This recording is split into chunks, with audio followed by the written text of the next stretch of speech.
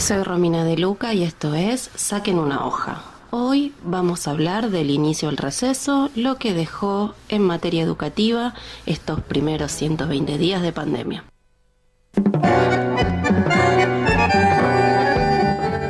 Bueno, hoy vamos a hablar de cómo fue esta primera parte del año en términos educativos. Vamos a pensar entonces qué ocurrió desde el inicio al receso y también, obviamente, del receso al reinicio.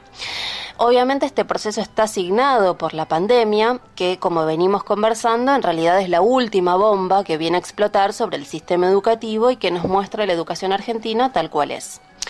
Este conjunto de evidencias en realidad nos revelan el grado de irrealidad que tiene esa supuesta preocupación que dice tener el personal político burgués de turno por mejorar el estado de la educación argentina. Preocupación que sabemos dura lo que duran las campañas electorales.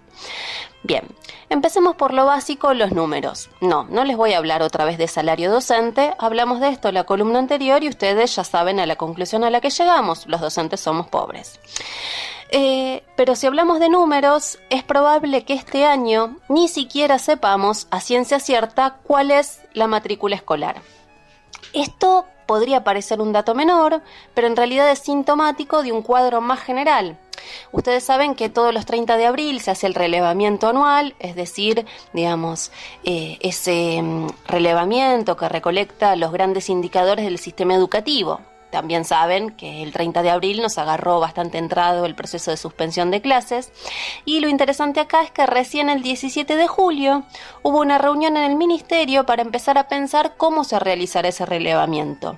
Todo esto pese a que el ministerio dice que va a producir información sincronizada en el contexto de la crisis sanitaria, que existe una Secretaría de Evaluación e Información Educativa dentro del Ministerio de Educación Nacional, pero tuvieron que pasar casi 4 meses para que se junten los responsables de todas las áreas y empiecen a pensar qué van a hacer. Es decir, hoy estamos en Pampa y La Vía. Y en realidad esto puede sonar algo anecdótico, pero en realidad pinta de cuerpo entero lo que está pasando en el conjunto del sistema educativo y la fórmula que se repite es pasaron 120 días, pero... Y en efecto, pasaron 120 días, pero aún no se han garantizado las condiciones mínimas de conectividad para alumnos y para docentes. Pasaron más de 120 días y se estima que una enorme masa de alumnos van a abandonar la escuela secundaria. Hay distintas encuestas e indicadores que hablan que el abandono escolar post-pandemia, según zona geográfica y clase social, puede oscilar entre el 25 y el 45% de la matrícula.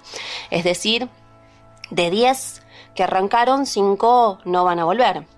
Acá, en general, los estudios advierten sobre 2 problemas distintos pero que están relacionados. Por un lado, aquellos que hoy directamente están desconectados porque sabemos no tienen PC, no tienen conexión, porque comparten la computadora, porque no tienen herramientas culturales para seguir el proceso en forma autónoma, entre comillas, o por su cuenta. Bueno, se estima que esos que están desconectados directamente no van a volver. Pero a ese grupo se va a agregar otro que se estima que van a abandonar dada la crisis económica. Es decir, son alumnos que hoy están siguiendo el proceso educativo, pero que se estima que van a dejar la escuela a lo largo del 2020 para ayudar a las familias en la recuperación económica, ya sea a través del changueo, del cartoneo, del trabajo textil. Y sabemos que pasaron más de 120 días y en realidad no hay ninguna solución ni alternativa, ni para conectar a los desconectados, ni para evitar que los que hoy están conectados se desconecten. Lo único que ofrece el gobierno en el contexto de la crisis económica en ciernes, que quiero decir no empezó con Macri, como dicen los kirchneristas, sino sabemos que con Cristina la economía ya estaba desacelerada y arrancó la sintonía fina, pero a todo ese sector de la población no tienen más para ofrecerle que, en el mejor de los casos, universalizar un subsidio al desempleo de miserables 10.000 pesos. De la misma forma que no hay un plan o una estrategia para conectar a los desconectados y para mantener conectados a los que hoy están conectados, tuvieron que pasar más de 120 días para que se lanzara un protocolo de vuelta a clases. Y ese protocolo desencadenó la discusión en torno al estado de las escuelas. De esto ya venimos hablando, en general nosotros venimos señalando en esta columna, y los invito también a recorrer la página de Razón y Revolución para encontrar notas, que las escuelas son un cromañón en potencia. Para ilustrar esto, solo voy a tomar algunos datos de un relevamiento que realizaron dirigentes sindicales con la Unidad Educativa de Gestión Distrital en el partido costero hermano de Mar del Plata, relevamiento del cual participaron dirigentes de SUTEBA, UDOCBA y la FEB, es decir, no estamos hablando de dirigentes bolcheviques. Bien, ¿a qué conclusiones llegaron? Bueno, que el 50% de los establecimientos educativos no tienen agua segura, y que en el mejor de los casos en septiembre se van a terminar de limpiar los tanques, que cerca de un 20% de los sanitarios de las escuelas están directamente clausurados, y que en los lavatorios 1 de cada 3 canillas no funciona. Es decir, lavarse las manos va a ser una asignatura pendiente. Y como les decía, en realidad es una situación estructural de la mayoría de las escuelas, con lo cual no tuvo que arribar una pandemia para que lo descubriéramos. En realidad, lo que hace la pandemia es hoy mostrarle al conjunto de la sociedad datos para que tengan a mano y vean que conservar la salud de millones de alumnos y de docentes en realidad pende de un hilo ayer y hoy. Pero algo que es importante que señalemos en relación a el protocolo para la vuelta tiene que ver con algo sobre lo cual nosotros insistimos mucho, pero tal vez no está instalado en el imaginario del docente y del oyente, que son las consecuencias de la descentralización educativa, o lo que nosotros llamamos la paraestatalización o la fineslización de la educación, o si quieren, en términos más sencillos, la pedagogía del árbol. El gobierno nacional lanzó un protocolo para la vuelta, ya listó a 9 provincias para el regreso post-receso invernal, y podemos decir que si en algo no hay grieta entre los anti-cuarentena y los pro-cuarentena, es que en una de las claves para el no contagio reside en el distanciamiento social. Bien, el gobierno nacional delega la potestad de decidir cómo escalonar a los grupos, cómo disponer espacialmente a los alumnos a lo largo de la escuela, qué espacios usar. Delega esta potestad primero en las provincias y luego en cada una de las escuelas. Se excusa de que son ellas en realidad las que mejor conocen la situación real de cada una de las escuelas. Apelan también a la participación, pero en realidad lo que está detrás de esto tiene que ver con, quién va a ser el que pague el pato de la boda en caso de producirse contagios. Y esto está muy en sintonía con la flexibilización de una cuarentena que a medida que crecen los contagios en realidad apela al liberalismo más extremo, cuídate vos. Y en realidad esto, ¿por qué se da así? Bueno, porque hace décadas que el Estado Nacional transfirió, es decir, descentralizó sus responsabilidades en las provincias, y por eso, aunque su protocolo nacional fuera maravilloso, en realidad es ciencia ficción. Para peor, el gobierno pretende profundizar con la vuelta el uso de espacios no escolares, paraestatales, decimos nosotros, ya sea porque la escuela no está en condiciones edilicias o porque no pueden garantizar el distanciamiento. Esto tampoco es nuevo. Sabemos que desde el 2010 el gobierno promueve a través del Fines 2, hoy Fines Trayectos, la idea de que cualquier lugar puede ser apropiado para estudiar, solo hace falta un referente, es decir, un puntero que busque un espacio cualquiera y también acarree, perdón el término, a la matrícula. Esos espacios que van desde casas de familia, parroquias, unidades básicas, comedores, ¿por qué no fábricas recuperadas? Están en manos de los referentes, que son los que gestionan el lugar, y nos convencieron de que cualquier espacio puede ser habilitado para ser creado y que funcione como, comillas, una escuela. Entonces tenemos que preguntarnos, ¿no? ¿Quiénes son los que van a garantizar los protocolos de sanitización? ¿Quiénes son los que van a recibir las declaraciones juradas de docentes y alumnos declarando que no tenemos fiebre o síntomas de COVID-19?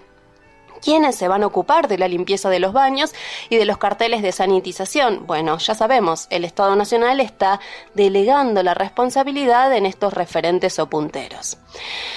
Y obviamente estos 120 días también pasaron para la burocracia sindical.